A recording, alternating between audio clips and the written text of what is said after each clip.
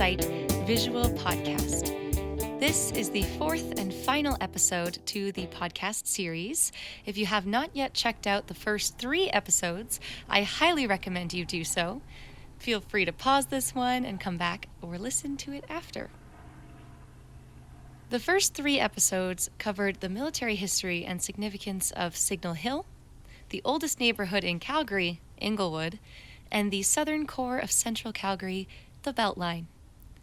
In this episode, we're covering Bridgeland Riverside and its unique Calgarian history.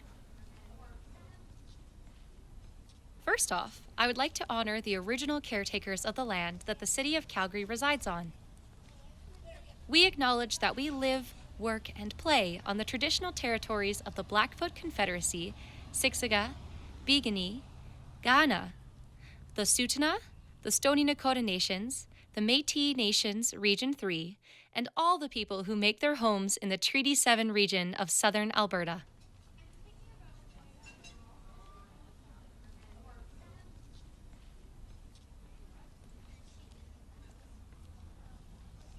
Bridgeland Riverside is located in the northeast quadrant of Calgary. It was one of the first structured communities in Calgary's northeast. It dates all the way back to the early 1900s. Bridgeland Riverside was a large area of settlement for many immigrants, especially German, Ukrainian, and Italians, giving the area an ethnically diverse community and making it originally known as Germantown. The first German-speaking settlers arrived in 1892. Most of these Germans actually came from Russia. Many working men found Bridgeland Riverside desirable to live in as the CP Rail offered it as a subdivision for prospective buyers. At over 2,500 people, Germans were the largest single group of Europeans in 1911.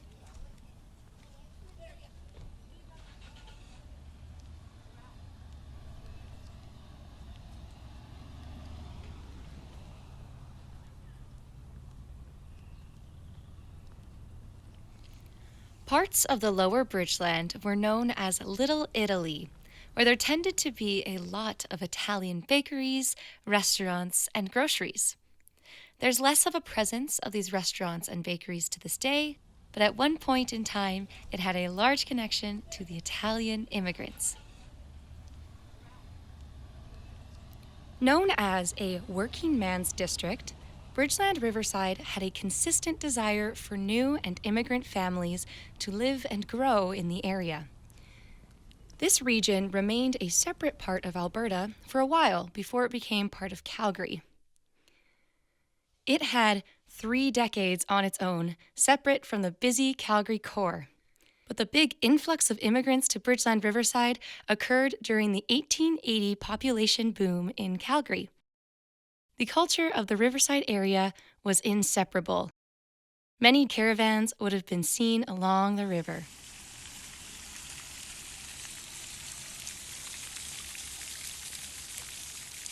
When Calgary's population boom began, Ukrainian and Italian immigrants sought out inexpensive places to live. The population had a massive growth, going from 4,000 people to 40,000 in a decade.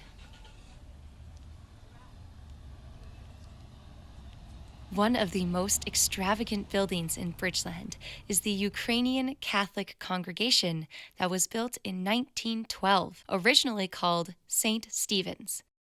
The building has a large copper dome at its peak with an arched entrance. This church is one of 2 examples of Eastern European architecture in Calgary. It has an iconic presence overlooking Bridgeland from atop the hill. Numerous other churches were built in Bridgeland Riverside, including the Russian Orthodox Church of All Saints, Our Lady Queen of Poland, St. Matthew Lutheran Church, and many more. These churches are examples of the diverse cultures and faiths represented in Bridgeland Riverside. The name Bridgeland was coined from the prominent bridge company in the area, as well as the many bridges connecting it to the city. In 1888, the wooden Langevin Bridge was built. And 10 years after that, a streetcar was built connecting Edmonton Trail to the Calgary General Hospital in Bridgeland Riverside. In 1910, the wooden Langevin Bridge was replaced by a steel one. This prominent hospital, located in Bridgeland Riverside, called the Bow Valley Centre, was formerly called the Calgary General Hospital. This hospital was located in many areas before it got its final home in Bridgeland. This final Calgary General Hospital was version number 4. The first Calgary General Hospital was located on 7th Street and 7th Ave and was simply a 2-story frame building with 8 beds. The second version of the hospital was located on 6th Street and 12th Ave and is called Rundle Ruins. It was built in 1895 and housed 35 beds.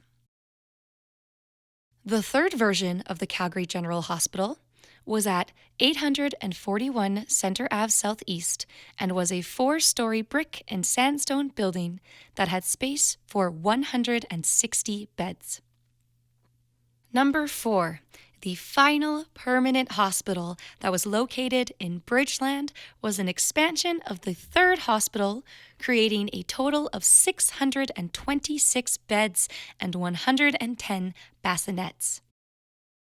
This expansion was necessary at the time until the construction of the Peter Lougheed Centre in the northeast of Calgary, which caused the name change of the Calgary General Hospital to the Bow Valley Centre.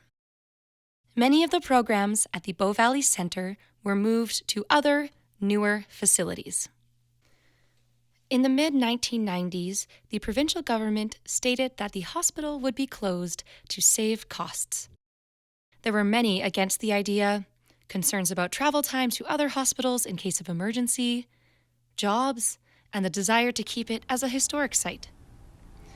Alas, it was shut down and eventually imploded on October 4th, 1998.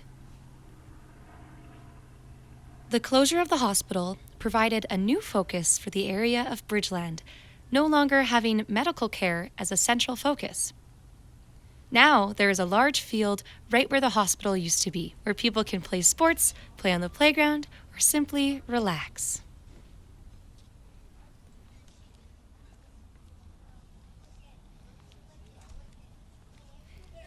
In 1910, the area that we know of as Bridgeland Riverside today was officially added as a part of Calgary.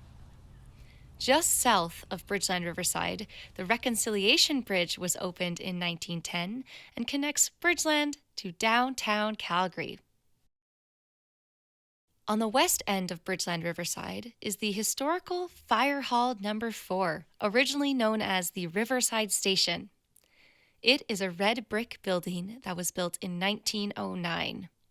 For 39 years of services, this fire hall earns its historical significance with the prominent Edwardian classical style with 2 large doorways on the front. This fire hall was the very first to be built on the north side of the Bow River in Calgary. The fire hall is 2 stories.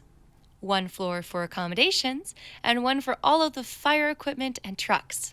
The brick has keystone detailing and arched windows. On the east end of Bridgeland Riverside is the Tom Campbell's Hill Natural Park. It's an off-leash dog park that has a fantastic view of the city. This area's panoramic view of the city got its name from a well-known sign for Tom Campbell's hats from an old hat maker. Not only can you see Calgary's Science Centre on one side, the zoo on another, but you can see the entirety of downtown Calgary.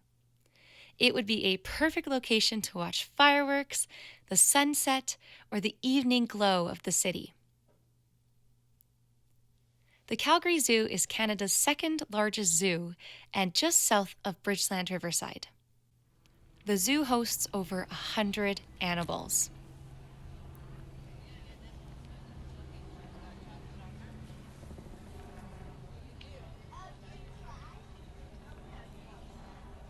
Bridgeland Riverside was also a red light district for many years. Before its annexation into Calgary, it had many brothels. The eastern slope of Bridgeland Riverside, known as Nose Creek Valley at the time, hid many of these houses, and they remained until World War I, when they were either destroyed or caught on fire. Nose Creek unfortunately became a garbage dump after World War II.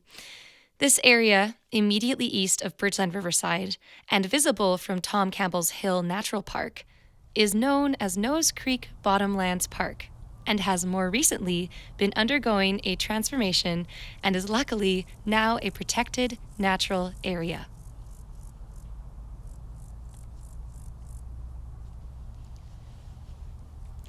At the northern edge of Bridgeland Riverside, there is a quaint shopping street. Here, there are a few local shops mixed with some restaurants to enjoy brunch, dinner, or drinks.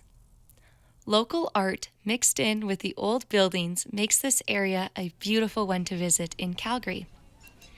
You can even take your date here for some ice cream too. Enjoy your ice cream with the beautiful flowers and calm community streets.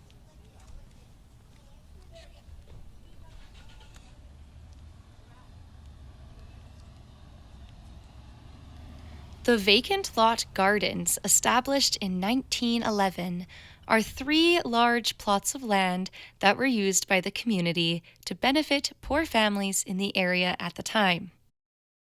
These 3 lots were used as a garden for the families to grow vegetables in order to feed their households. The lot not only helps the families in the community, but was a beautification effort for the community of Bridgeland Riverside. These 3 lots were no longer weed-infested land, but beautiful gardens. The Vacant Lots Garden Club is a historical group that helps plant and harvest the plants on the plots every year. During the Depression, these vacant lot gardens provided much-needed food for the community. The area of Bridgeland Riverside has fertile soil that is perfect for fruit trees. Many people also had livestock until the grazing prohibition rule came into effect in 1939. The dairy operations in the area at the time, along with all the other vegetation and livestock, proved that Bridgeland Riverside had the ability to be a growing, self-sufficient community. There were many schools in Bridgeland Riverside. Unfortunately, many of the historical ones have either been replaced or burnt down. However, it is still possible to see the Bridgeland Elementary School with its classic red brick from 1921. As of the 1990s, it is now a charter school. To this day, Bridgeland Riverside is considered one of the main desirable communities to live in due to its proximity to downtown, its eclectic stores, restaurants, walks, and warm community feeling. Currently, it's under construction for some more apartment buildings so more people can live in Bridgeland Riverside. Thank you all so much for joining me along the ride as we ventured across 4 of Calgary's secrets in plain sight.